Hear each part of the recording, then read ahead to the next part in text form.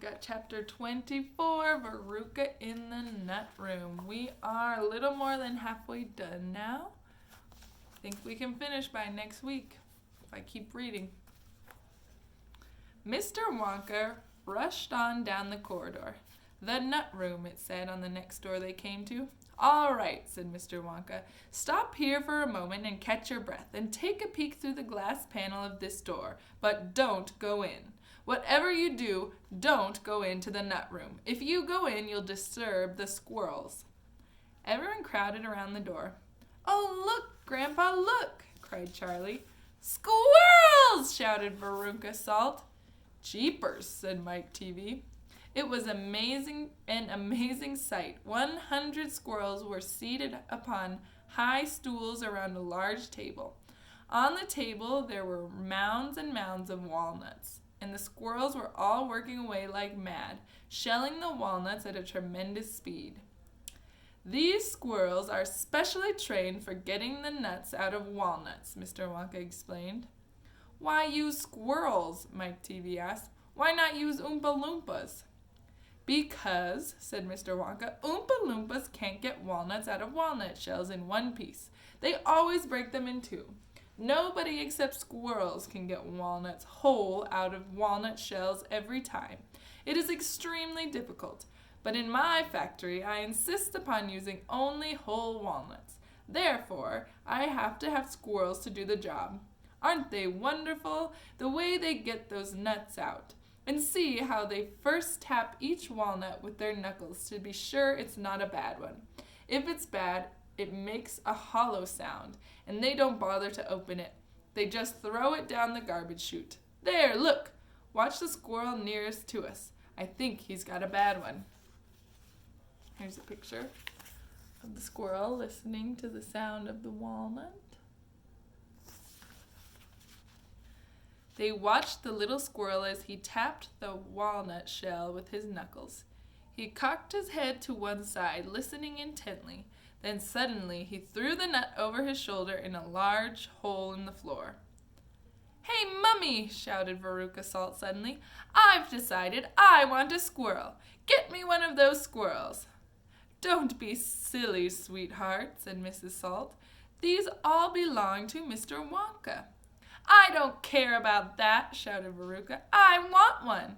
All I've got at home is 2 dogs and 4 cats and 6 bunny rabbits and 2 parakeets and 3 canaries and a green parrot and a turtle and a bowl of goldfish and a cage of white mice and a silly old hamster. I want a squirrel. All right, my pet, Mrs. Salt said soothingly. Mummy'll get you a squirrel just as soon as she possibly can. But I don't want any old squirrel, Veruca shouted. I want a trained squirrel. At this point, Mr. Salt, Veruca's father, stepped forward. Very well, Wonka, he said importantly, taking out a wallet full of money. How much do you want for one of these crazy squirrels? Name your price. They're not for sale, Mr. Wonka answered. She can't have one. Who says I can't? Shouted Veruca. I'm going in to grab me a squirrel this very minute. Don't, said Mr. Wonka quickly, but he was too late. The girl had already thrown open the door and rushed in. The moment she entered the room, 100 squirrels stopped what they were doing and turned their heads and stared at her with small, black, beady eyes. Veruca Salt stopped also and stared back at them. Then her gaze fell upon a pretty little squirrel sitting nearest to her at the end of the table. The squirrel was holding a walnut in its paws. All right, Veruca said, I'll have you. She reached out her hands to grab the squirrel, but as she did so, in the first split second when her hands started to go forward, there was a sudden flash of movement in the room, like a flash of brown lightning, and every single squirrel around the table took a flying leap toward her and landed on her body. 25 of them caught hold of her right arm and pinned it down. 25 more caught hold of her left arm and pinned that down. 25 caught hold of her right leg and anchored it to the ground. 24 caught hold of her left leg. So, there's 100 squirrels, right? 25, that's the same as a quarter, like money quarter. So 1/4 on her arm, another quarter on her other arm. That's 2 quarters, 25 plus 25. Do you guys know what that is? 50. 2 quarters is 50 cents. But there's 100 squirrels. So then we put another quarter on her leg. That's 75, the same as 3 quarters. 1, 2, 3. And 24 on her left leg. So that's 1 less than 100. What is 1 less than 100? 99 squirrels. What do you guys think the last squirrel's gonna do? There's 1 squirrel left. And the one remaining squirrel, obviously the leader of them all, climbed up onto her shoulder and started tapping the wretched girl's head with its knuckles. "Save her!" screamed Mrs. Salt. "Veruca, come back! What are they doing to her?" "They're testing her to see if she's a bad nut," said Mr. Wonka. "You watch."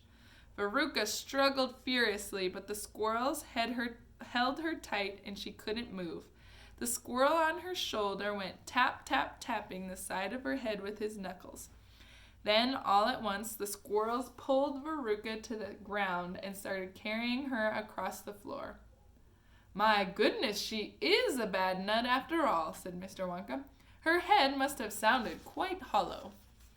Veruca kicked and screamed, but it was no use. The tiny, strong paws held her tightly, and she couldn't escape. "Where are they taking her?" shrieked Mrs. Salt. "She's going where all the other bad nuts go," said Mr. Willy Wonka. "Down the garbage chute." "By golly, she is going down the chute," said Mr. Salt, staring through the glass door at his daughter. "Then save her!" cried Mrs. Salt. "Too late," said Mr. Wonka. "She's gone." And indeed she had. "But where?" shrieked Mrs. Salt, flapping her arms. "What happens to the bad nuts? Where does the chute go?" "That particular chute," Mr. Wonka told her, "runs directly into the great big main garbage pipe, which carries away all the rubbish from every part of the factory. All the floor sweepings and potato peelings and rotten cabbages and fish heads and stuff like that." "Who eats fish and cabbage and potatoes in this factory, I'd like to know," said Mr. TV. "I do, of course," answered Mr. Wonka. "You don't think I live on cacao beans, do you?"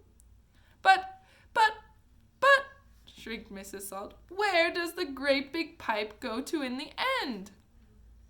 "Why, to the furnace, of course," Mr. Wonka said calmly. "To the incinerator." Mrs. Salt opened her huge red mouth and started to scream. "Don't worry," said Mr. Wonka. "There's always a chance that they've decided not to light it today." "A chance!" yelled Mrs. Salt. "My darling Veruca, she'll be sizzled like a sausage." "Quite right, my dear," said Mr. Salt. "Now see here, Wonka," he added. "I think you've gone just a shade too far this time. I do indeed. My daughter may be a little bit of a frump. I don't mind admitting it. But that doesn't mean you can roast her to a crisp. I'll have you know I'm extremely cross about this. I really am." "Oh, don't be cross, my dear sir," said Mr. Wonka. "I expect she'll turn up again sooner or later. She may not even have gone down at all. She may be stuck in the chute just below the entrance hole. And if that's the case, all you'll have to do is go in and pull her up again." Hearing this, both Mr. and Mrs. Salt dashed into the net room and ran over to the hole in the floor and peered in. "Veruca!" shouted Mrs. Salt. "Are you down there?" There was no answer. Mrs. Salt bent furiously forward to get a closer look. She was now kneeling right on the edge of the hole with her head down and her enormous behind sticking up in the air like a giant mushroom. It was a dangerous position to be in.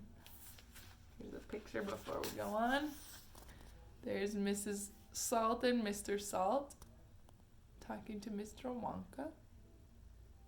She looks upset, huh? She needed only one tiny push, one gentle nudge in the right place, and that's exactly what the squirrels gave her. Over she toppled into the hole head first, screeching like a parrot. "Good Good gracious me, said Mr. Salt as he watched his fat wife go tumbling down the hole.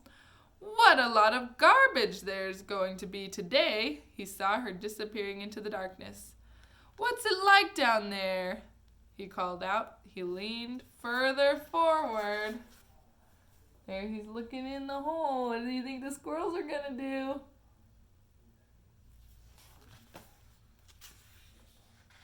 The squirrels rushed up behind him. Help! He shouted. But he was already toppling forward, and down the chute he went, just as his wife had done before him and his daughter. Oh dear, cried Charlie, who was watching with the others through the door. What on earth's going to happen to them now? I expect someone will catch them at the bottom of the chute, said Mr. Wonka. But what about the great fiery incinerator? Asked Charlie. They only light it every other day, said Mr. Wonka. Perhaps it is one of the days when they let it go out. You never know. They might be lucky. Shh, said Grandpa Joe. Listen. Here comes another song. From far away down the corridor came the beating of drums. Then the singing began. Veruca Salt, sang the Oompa Loompas. Veruca Salt, the little brute, has just gone down the garbage chute. And as we very rightly thought that in a case like this we ought to see the thing completely through, we've polished off her parents too.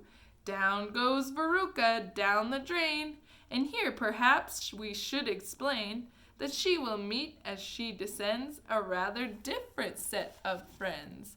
To those that she has left behind, these won't nearly be so refined. A fish head, for example, cut this morning from a halibut. Hello, good morning, how'd you do? How nice to meet you, how are you? And then a little further down, a mass of others gather round.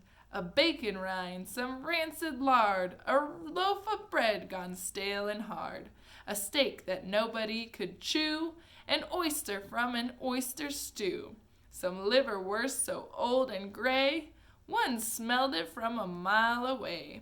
A rotten nut, a reeky pear, a thing the cat left in the chair, and lots of other things as well, each with a rather horrid smell. These are Veruca's new-found friends, that she will meet as she descends. And this is the price she has to pay for going so very far astray. But now, my dears, we think you might be wondering, is it really right that every single bit of blame and all the scolding and the shame should fall upon Veruca Salt? Is she the only one at fault? For though she's spoiled, and dreadfully so, a girl can't spoil herself, you know. Who spoiled her then? Ah, who indeed? Who pandered her very need? Who turned her into such a brat?